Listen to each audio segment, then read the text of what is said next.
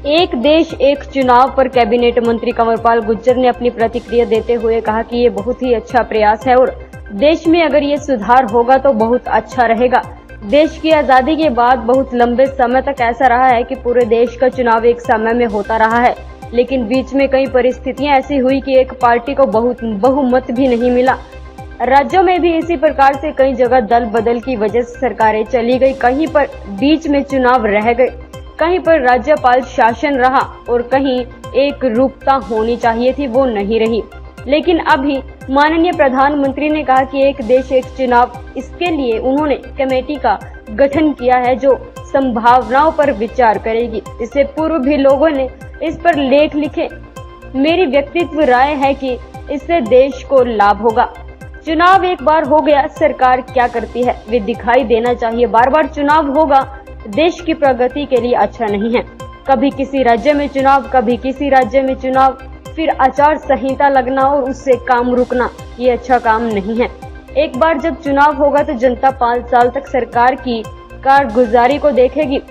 आप बीच में किसी चुनाव में किसी को बहका नहीं सकते। सरकार ने क्या किया है क्या नहीं उस पर पूरा ध्यान होगा, ये बहुत जरूरी है। अगर ऐसा होता है तो बहुत अच्छा है। वहीं कांग्रेस और उनके सहयोगी गठबंधन इंडिया पर कैबिनेट मंत्री कंवरपाल गुर्जर ने जमकर निशाना साधा। कैबिनेट मंत्री बोले कि मुझे नहीं लगता कि एक गठबंधन चल पाएगा, इसका कोई विजन नहीं है, ये केवल अपने स्वार्थ के लिए इकट्ठा हुए हैं। इनका लेवल एक ही टारगेट है कि किसी तरीके से माननीय प्रधानमंत्री नरेंद्र मोदी को हटाना और नरेंद्र मोदी के खिलाफ बोलना। मुझे नहीं लगता कि देश में कोई भी उनके संगठन को मान्यता देगा। ये किसी के नेतृत्व में काम नहीं कर सकते। नेतृत्व को लेकर उनमें काफी झगड़ा हो गए।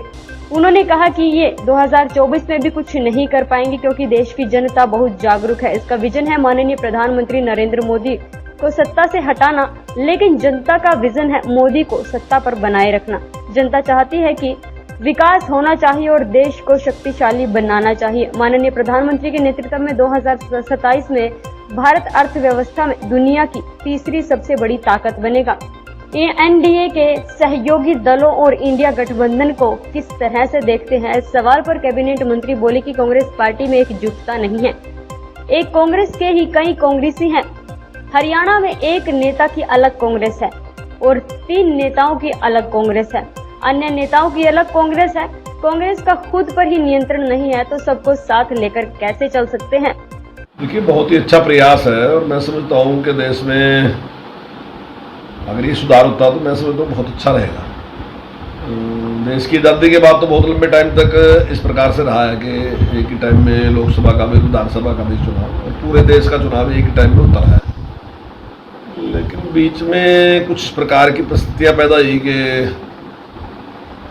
एक पार्टी को बहुमत भी नहीं मिला और स्टेट में भी इसी प्रकार का रहा और स्टेट में लोगों ने कई जगह दल बदल की वजह से सरकारें चली गई, फिर चुनाव बीच में कहीं इस प्रकार का गवर्नर राज रहा या इस प्रकार की परिस्थितियाँ रही कि मतलब वो एक रूपता रही नहीं है। लेकिन अभी इस प्रकार से माननीय प्रधानमंत्री जी ने कहा है कि एक देश एक चुनाव के लिए उन्होंने कमेटी गठित की, उस पर की संभावनाओं को विचार करने के लिए उन्होंने कहा है। इससे पूर्व भी कुछ लोगों ने इस पर लेख भी लिखे। शांता कुमार जी का भी लेख बहुत पहले आया था कि देश में एक ही बार चुनाव होना चाहिए और मेरी व्यक्तिगत राय भी है कि इससे लाभ होगा निश्चित तौर से, क्योंकि चुनाव एक बार रहेगा, उसके बाद तो सरकार क्या करती है वो दिखाई देना चाहिए।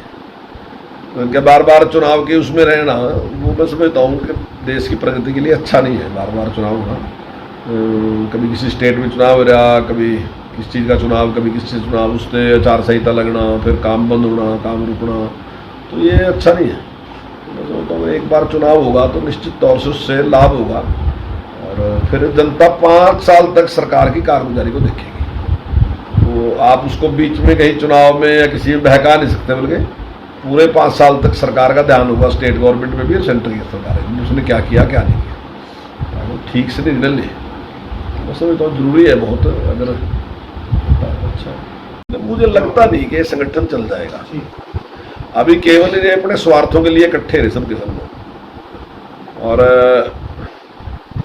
कोई विजन नहीं है, दिमाग में कोई इस प्रकार की बात नहीं है कि करना क्या क्या नहीं करना। केवल एक टारगेट है कि भाई किसी तरीके से मोदी जी को हराओ, मोदी जी के खिलाफ लड़ने का है और कुछ नहीं है। मतलब उनकी बुराई करना और इस प्रकार का इनका है।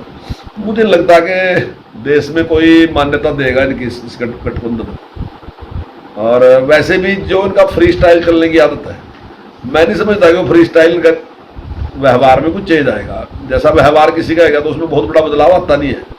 तो इनका एक अपना स्टाइल बढ़ चुका है, उस स्टाइल को ने ठीक कर नहीं सकते। ये किसी की लीडरशिप में काम नहीं कर सकते। आप देखना लीडरशिप के मामले में इनके काफ़ी झगड़े होंगे। ये एक दूसरे की लीडरशिप में काम करने वाले लोग नहीं हैं, इन्हें पूरे जीवन में कभी किया नहीं किसी लीडरशिप के उसमें काम, और अब भी ये कर नहीं सकते। तो मैं नहीं समझता कि इकट्ठे चल सकते हैं। नहीं, देश की जनता बड़ी जागरूक है। देश की जनता भी ये समझती है कि इनके पास कोई विजन नहीं है। इनका एक विजन है और वो है मोदी जी के खिलाफ बोलना, सारा दिन उसके खिलाफ बोलना और उनको सत्ता से हटाना।